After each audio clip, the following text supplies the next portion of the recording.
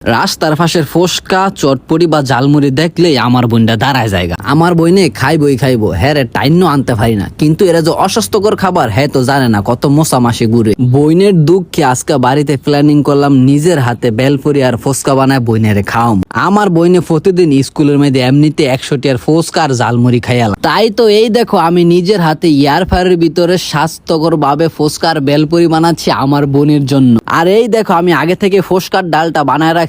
আমার বোন যেহেতু জাল খা আমি আরো বেশি করে জাল দিয়ে দিলাম। এই তো আমার ডাল বানানো শেষ। আর এইদিকে দেখো আমার মুচমুচে বেলপুরি হয়ে গেছে। এখন আমি আবার ছোট ফুচকা দিয়ে দিলাম এয়ার ফায়ারের ভিতর। আর এইদিকে আমার বোনের স্কুল থেকে আসার সময় হয়ে গেছে, এর লেগে আমি তাড়াহুড়া করে শিলপাটার উপরে আমার সালাদ গুলা কাটতে নিতেছি। আর এইদিকে দেখো আমার বুইটা ফুচকা গুলা ভাজা হয়ে গেছে এয়ার ফায়ারের ভিতরে। আর আমার বোনের যে মাইগো ফুচকা পছন্দ করে গো।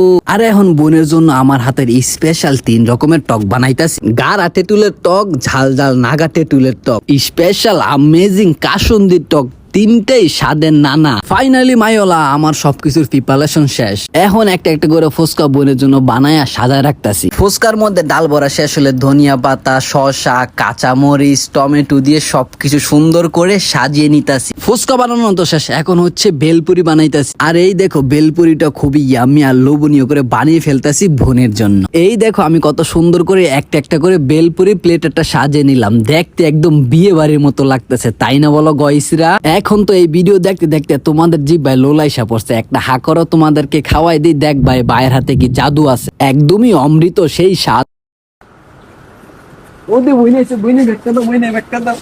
একদিন কোচি স্কুল লের খাইতে না, খালি স্কুলে গেলে আর গেলে খায়, খালি লের খায়। ডিপ্রেশন বইনে রাগ করলা, আয়ো তোমার লিগে আজকে বেলপুরি বানাইছি।